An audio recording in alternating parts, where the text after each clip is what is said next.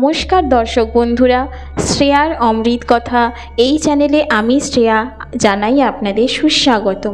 বন্ধুরা, আজ যে বিষয় নিয়ে আপনাদের সামনে এই ভিডিওতে আলোচনা করব তা হলো ফলহারিণী অমাবস্যা। বন্ধুরা, সনাতন ধর্মে প্রত্যেকটি অমাবস্যাকেই যথেষ্ট গুরুত্ব প্রদান করা হয়েছে। তবে বছরে যে 12টি অমাবস্যা রয়েছে তার মধ্যে সবথেকে অধিক যে 3টি অমাবস্যাকে গুরুত্ব প্রদান করা হয়েছে তার মধ্যে একটি অন্যতম হলো এই ফলহারিণী অমাবস্যা। প্রত্যেক বছর জ্যৈষ্ঠ মাসে এই বিশেষ অমাবস্যা তিথি পালন করা হয়। কি এমন রয়েছে এই ফলহারিণী অমাবস্যাতে? কেন এই অমাবস্যা আমাদের কাছে এতটা গুরুত্বপূর্ণ? এই অমাবস্যার মাহাত্ম্য এবং সর্বোপরি এই বছর 1432 বঙ্গাব্দ 2025 সালে এই ফলহারিণী অমাবস্যা কবে এবং কখন পড়েছে, এই সমস্ত কিছু বিষয় নিয়ে ভিডিওটি আপনাদের সামনে বিস্তারিত আলোচনা করব। আশা করি দর্শক বন্ধুরা ভিডিওটি আপনাদেরকে সমৃদ্ধ করবে, তাই ভিডিওটি শেষ পর্যন্ত মনোযোগ সহকারে দেখুন এবং দেখার পর এই সংক্রান্ত কোনো রকম প্রশ্ন বা মতামত থাকলে নিচের কমেন্ট বক্সে অবশ্যই জানাবেন। চলুন বন্ধুরা, এবার বিস্তারিত আলোচনাতে প্রবেশ করা যাক। বন্ধুরা, মার্কেন্ডেয় পুরাণ, দেবী ভাগবত পুরাণ অনুসারে প্রত্যেকটি অমাবস্যা তিথিকেই মা কালীর উদ্দেশ্যে সমর্পণ করা হয়। জগৎজননী মহাশক্তিকে যে সমস্ত বিভিন্ন রূপে বিভিন্ন মূর্তিতে আরাধনা করা হয় তার মধ্যে দেবী কালিকা সর্বপ্রধান। তন্ত্রমতে মা কালী আদিরূপিণী আদ্যাশক্তি, সমস্ত কিছুরই তিনিই কারণ। ইচ্ছামাত্র তিনি এই বিশ্ব চরাচর সৃষ্টি করেছেন, আবার প্রলয়কালে তিনিই তা সংহার করেন। কালকে যেহেতু তিনি হরণ করেন তাই তিনি হলেন মহাকালী। কালের কবলে পড়ে বিনাশ হয়নি এমন বস্তু এই জগতে নেই, তাই কালের সঙ্গে কালীর সম্পর্ক চিরন্তন এবং চিরসত্য। বন্ধুরা, শাস্ত্র অনুযায়ী এই ফলহারিণী অমাবস্যা হলো বছরের সেই বিশেষ দিন যেই দিনটিতে মা স্বয়ং ভক্তদের সুকর্মের জন্য আশীর্বাদ প্রদান করেন এবং অন্যদিকে সন্তানের কুকর্মের জন্য উদ্ভূত অশুভ ফলের প্রভাব থেকে তিনি আবার সন্তানদের মুক্ত করেন। বন্ধুরা, ফলহারিণী অমাবস্যায় মা কালীর পুজো দিচ্ছেন জানেন তো?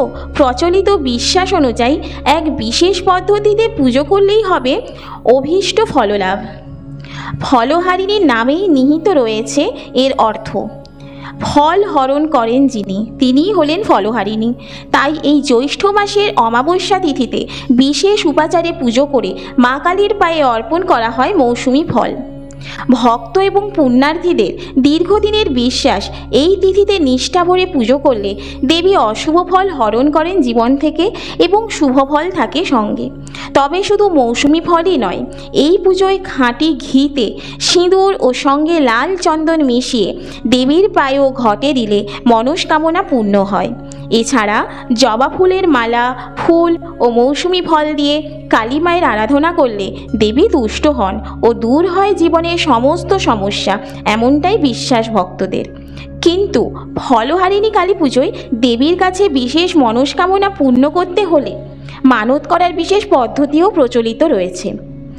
ফলহারিণী কালী পুজোয় আপনি দেবীর কাছে নিজের মনস্কামনা পূর্ণ করার প্রার্থনা করে একটি ফল নিবেদন করতে পারেন, কিন্তু এই ফল ইচ্ছে পূরণ না হওয়া পর্যন্ত খাওয়া নিষেধ। ইচ্ছে পূরণের পর সেই বিশেষ ফলটি গঙ্গায় ভাসিয়ে মানুষ পূরণের পুজো করার পরামর্শ দেওয়া হয়।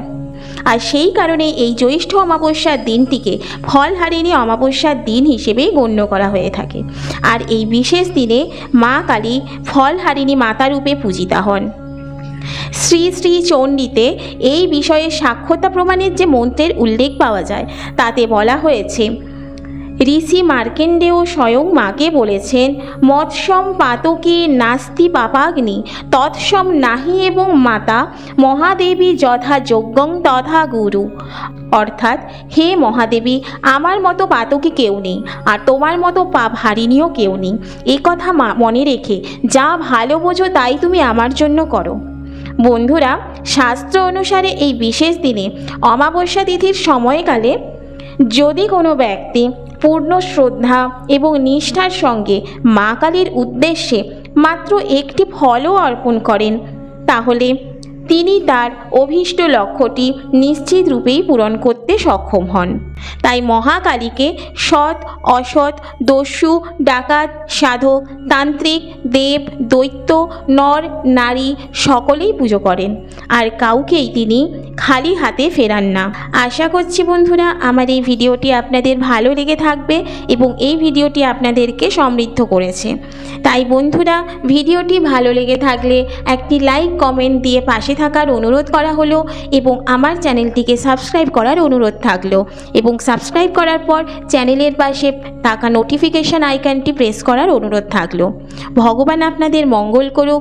শ্রী শ্রী ফলহারিণী অমাবস্যায় আপনাদের সমস্ত মনস্কামনা পূর্ণ হোক, এই আশা নিয়ে আজকের ভিডিওটি আমি এখানেই শেষ করছি। নমস্কার।